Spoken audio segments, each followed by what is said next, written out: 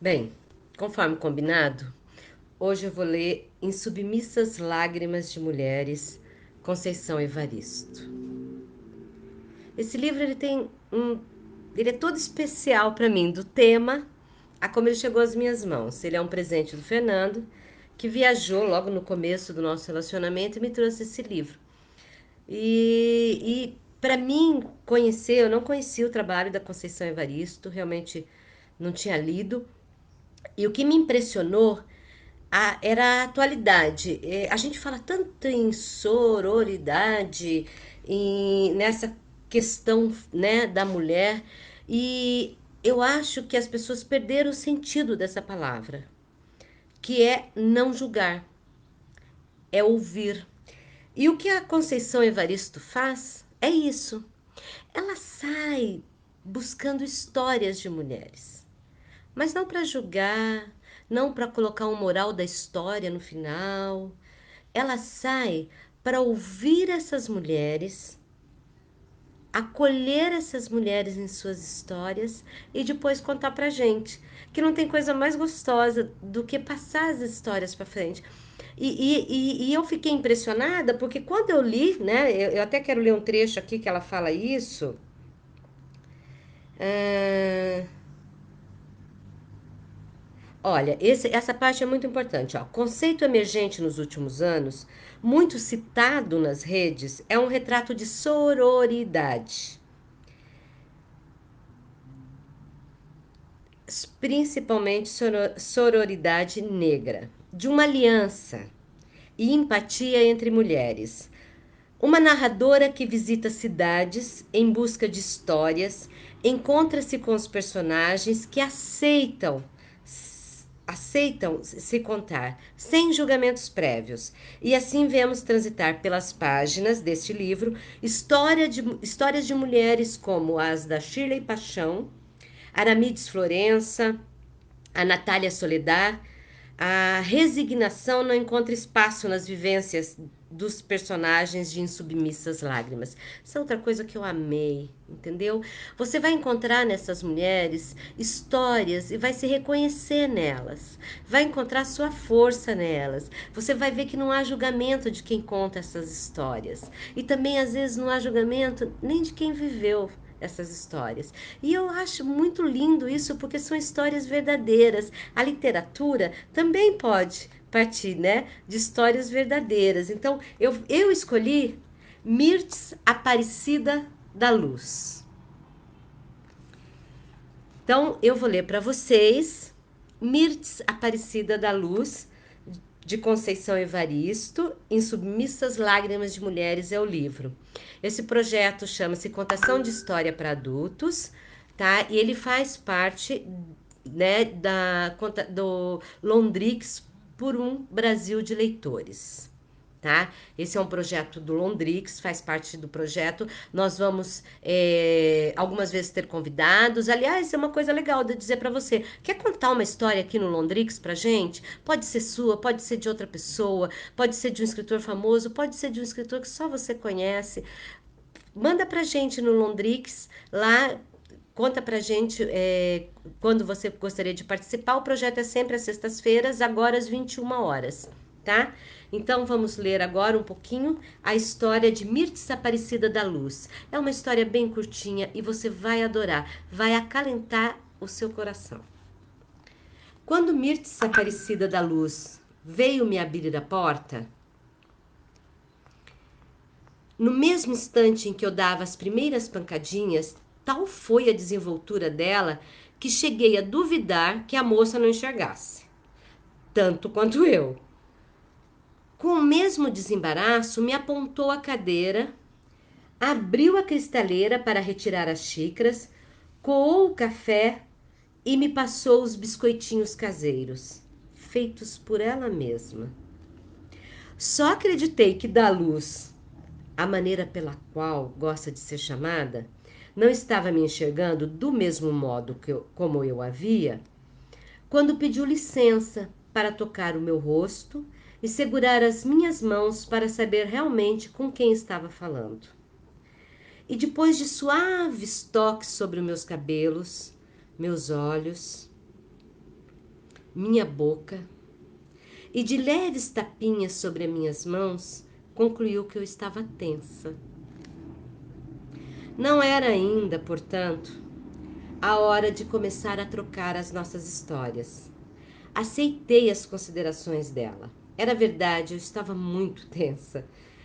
A condição de minha interlocutora me colocava uma questão. Como contemplar os olhos dela encobertos por óculos escuros? Para mim, uma conversa, ainda mais que eu estava ali para ouvir, tinha de ser olho no olho. Para isso, o gravador ficava esquecido. Sobre a mesa, eu só me desvencilhava do olhar da depoente ou deixava de olhá-la quando tinha de virar ou colocar uma nova fita. E nos casos em que a narradora não me contemplava, que podia acompanhar o olhar dela, como aconteceu quando ouvi Campo Belo, que falava comigo, mas seu olhar estava dirigido para a foto da filha. Como acompanhar o olhar de Daluz? Como saber para onde ela estava olhando? E talvez adivinhando as minhas dúvidas, eu mesmo, o meu constrangimento, horas depois de me mostrar toda a casa, de me chamar para um passeio pelas redondezas, de fazer 2 belas tranças nagôs em meus cabelos, do mesmo jeito que estavam penteados os delas, Daluz me conduziu ao seu quarto. Abriu a janela, deixando um ameno sol de final de tarde entrar, e me perguntou se eu me incomodava de conversarmos ali. Lá fora corro o risco de me distrair com tudo que me cerca. Dizendo isso, suas mãos caminharam para o meu rosto, procurando suavemente os meus olhos. E com gestos mais delicados ainda, seus dedos tocaram minhas pálpebras em movimentos de cima para baixo. Levei um breve instante para entender a intenção de Daluz. Ela queria que eu fechasse os olhos. Fechei. A voz de Daluz soou então no espaço desconcertante de meus olhos fechados. Imagina como seria um filho meu. Aprendi no ar a fala dela. Imagine como seria um filho meu. Tive um desejo intenso de contemplá-la, mas me contive.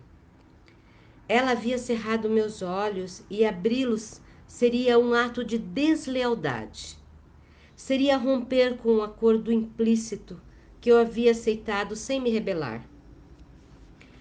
A proposta para que eu imaginasse como seria um filho dela me pegou de surpresa, pois até então eu não havia concebido a ideia de que Daluz pudesse ser mãe. De um corpo cuja presença eu percebia ali no escuro da minha visão. Ouvi novamente a voz de comando. Imagine como seria uma criança vinda de mim. Fiquei receosa de imaginar e se a minha imaginação fosse dolorosamente falsa. E se dolorosamente fosse verdadeira. Guardei um esquivo silêncio. E, mais uma vez, a fala de Daluz atravessou o espaço do visível, nada que havia entre nós, persistindo na ideia. Entretanto, outra personagem entrou em cena. O pai da criança que ela tivera um dia. E foi pela apresentação dessa personagem que Daluz começou a me contar a sua história. Talvez meu companheiro tenha sido vítima de uma angustiante imaginação.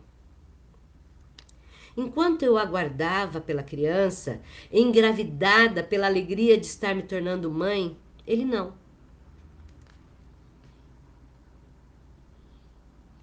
um confuso e angustiante sentimento de paternidade de um filho que ele não sabia como poderia ser, estaria sendo vivido por ele. Durante os 9 meses, desde o momento em que nos percebemos grávidos, ainda no primeiro mês, meu companheiro talvez desenhasse, na amedrontada imaginação dele, uma criança que poderia ter, aparentemente tranquilo, entretanto, era visível a interrogação dele. Como seria a nossa criança?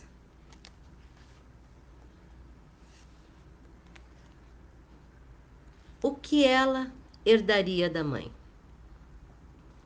Nas carícias em minha barriga, na arrumação do quarto para o nosso bebê, era possível aprender seus gestos trêmulos e seu ar temeroso. Um futuro desconhecido que ainda não nos pertencia fecundava de receio a espera dele por nossa criança. Em mim, nenhum temor. Várias vezes, desde o nosso namoro, eu havia explicado para ele o porquê da visão tateada em mim. Uma doença que minha mãe pegara no princípio da gravidez e daí um feto atingido, mas que se desenvolveu à vida. Tenho no meu corpo a minha completude, que é diferente da sua. Um corpo não é só olhos. No momento, Gaia Luz, minha filha, está de férias. Foi para a casa da avó. Uma menina, ou melhor, uma mocinha que não reclama da visão diferenciada da mãe. Só um lamento meu e de Gaia Luz. A ausência do pai que ela não conheceu. O pai que se deixou molhar pela água amniótica que de mim descia, ao me amparar nos braços a caminho do hospital, com a menina já prestes a nascer. E a partir daí não sei mais o que aconteceu ao meu redor. Meus sentidos, tomados, concentrados na entrega do parto, não deixaram perceber que o pai da minha menina se retirava, nos deixando um eterno vazio. Não sei o porquê da renúncia dele em continuar conosco. Não sei e nunca saberei. Não tenho respostas às perguntas. Será que ao tentar adivinhar o rosto da criança que estava nascendo, uma perturbadora visão lhe turvou a coragem de continuar vivendo? O que levou meu companheiro a se matar no momento exato dos primeiros gritos anunciadores da vida de Gaia Luz, a nossa filha? Vida e morte se conjugaram no mesmo instante. Gaia nascia e o pai dela aspirava a morte. Em nossa casa, trancando-se propositalmente na cozinha, invadida pelo gás aberto por ele, morreu sem conhecer o rosto e os olhos da filha. Por quê? Por quê? Minha filha pergunta tanto quanto eu. Muito me dói quando percebo Gaia Luz contemplando a foto do pai que ela não conheceu, buscando descobrir em cada traço do rosto dele o mistério indecifrável que ele nos deixou. Dizem que ela parece muito com o pai. Concordo. Embora o feitio de corpo e o tom de pele mais enegrecido deixem Gaia um pouco parecida comigo, mas tudo em minha filha, o timbre de voz, o tom cantante da fala, a longa silhueta, o gosto pela astronomia, é para mim a memória continuada do pai na pessoa dela. E mais, muito mais. A minha filha herdou dele os belos olhos, castanhados escuros do pai. Os belos olhos acastanhados escuros do pai brincam no rosto da minha filha, dizem todos, e conduzem a visão independente dela. Gaia enxerga como você. Em Submissas Lágrimas de Mulheres, Conceição Evaristo. Por um Brasil de leitores, para que a gente entenda que ler é uma forma de ler o mundo. E obrigada, eu realmente fico emocionada de ler.